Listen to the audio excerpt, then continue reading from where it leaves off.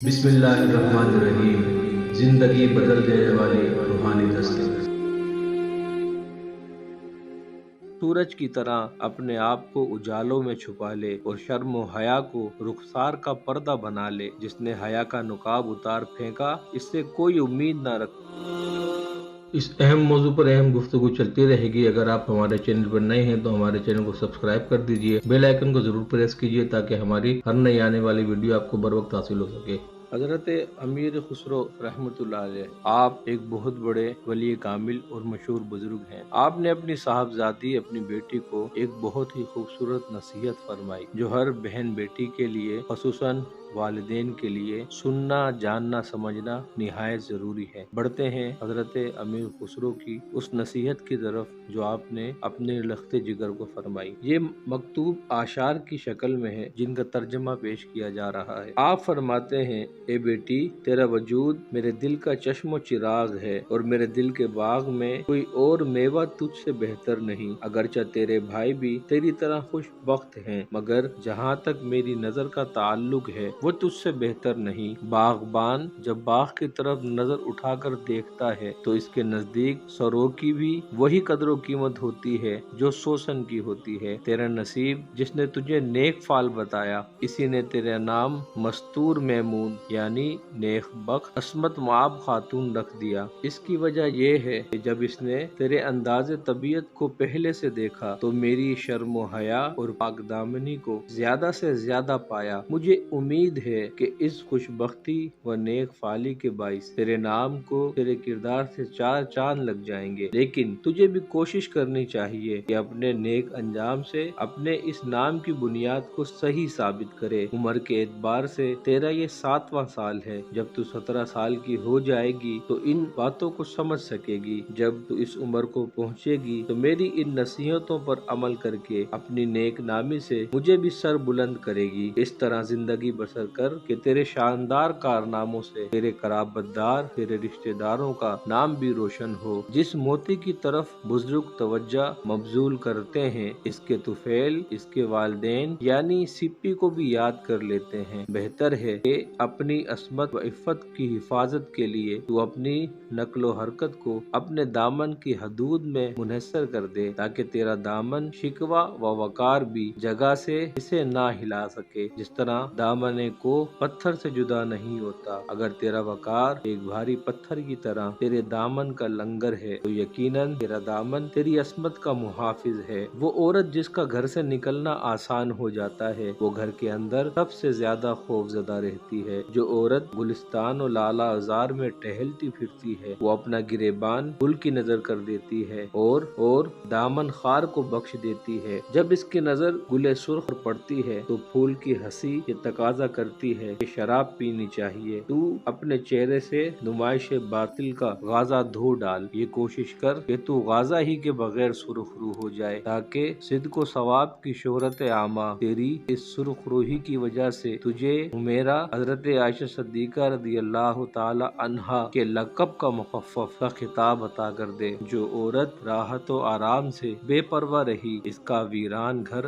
آباد ہو گیا۔ جو عورت لذت شراب کی روح میں بہہ کر پستی کے اندر چلی گئی، اس کا گھر خرابات بن گیا اور وہ خود بھی خراب ہوئی۔ جب اس کی شریف ذات شراب سے آلودہ ہو گئی تو در و دیوار سے دشمن اندر گھس آئے۔ اگر بند کمرے میں بھی شراب کا دور چلے تو اس کی بو پڑوسیوں کو یہ پیغام پہنچا دیتی ہے کہ یہاں شراب پی جا رہی ہے۔ کسی عورت کا ایک چھوٹا سا آنچل جو وہ اپنی نشست گاہ میں بیٹھ کر بطور نقاب ڈال دیتی ہے، ان فقیہوں کو پوری 2 پگڑیوں سے بہتر ہے جو فسق و فجور میں مست ہیں۔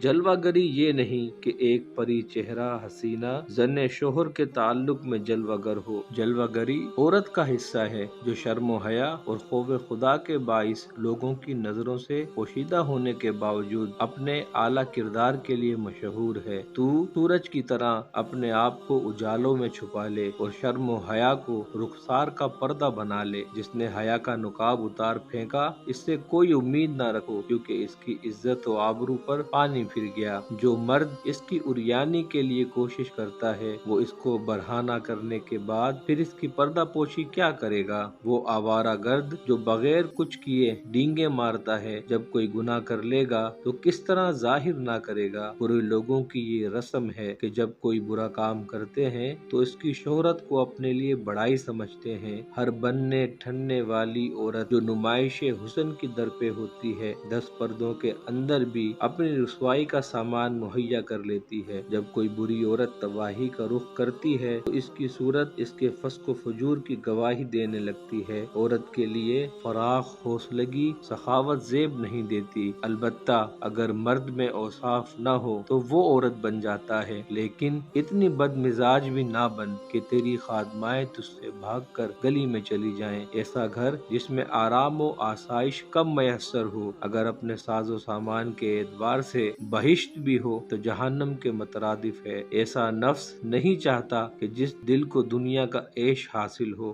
وہ عقبہ کی فکر میں پڑ جائے، اس لیے جہاں تک ہو سکے اس نفس کی رسی دراز نہ ہونے دے۔ یہ ساری مصیبت جو تن پر آتی ہے اس نظر کی بدولت آتی ہے جو توبہ کو توڑ کر گناہ پر مائل کرتی ہے۔ جس طرح موتی سیپ کے اندر چھپا ہوا ہوتا ہے، اسی طرح اپنی آنکھ کو شرم و حیا میں چھپا لے تاکہ تو تیر بلا کا نشانہ نہ بنے۔ جب آنکھ مائل ہوتی ہے تو دل قابو سے باہر ہو جاتا ہے اور نظر کا ہاتھ دل کے ڈورے کھینچنے لگتا ہے۔ وہ عورت جسے حق تعالی نے خودداری کا جذبہ دیا ہے جان دے دیتی ہے مگر تن کو فسق و فجور میں مبتلا نہیں ہونے دیتی۔ ایک بادشاہ اپنے اونچے محل کی چھت پر کھڑا ہوا ادھر ادھر نظر ڈال رہا تھا۔ اس نے محل کے دیوار کے پیچھے ایک حسینہ کو دیکھا جو اپنے حسن سے اس زمانے کی تمام حسیناؤں کو مات کرتی تھی۔ جیسے ہی بادشاہ نے اسے دیکھا بے چین ہو گیا اور اس کے صبر و قرار کی بنیاد اپنی جگہ سے ہل گئی۔ فوراً ایک پیغامبر کو اس کے پاس بھیجا تاکہ اسے بلا کر اس پر دست درازی کرے۔ اس حسینہ نے اپنے پاک دامنی کی بنا پر اپنے وقار کو عصمت کا پردہ بنا لیا اور چھپ گئی۔ پہلے تو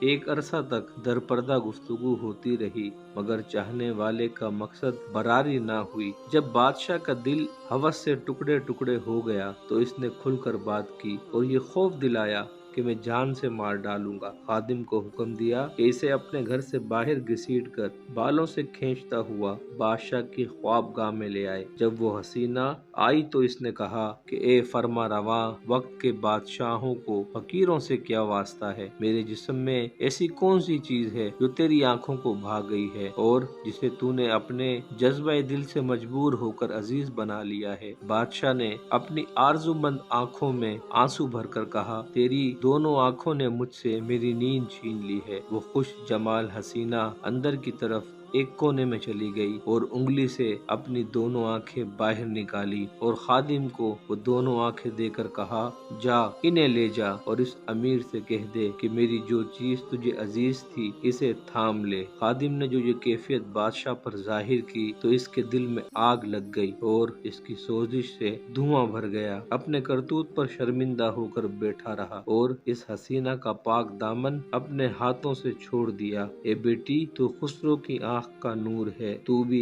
اسی طرح اپنی عصمت پر صابر و مستقیم رہنا۔ اللہ کریم ہم سب کو اپنی بہن بیٹیوں کی ایسی تربیت کرنا نصیب فرمائے، آمین۔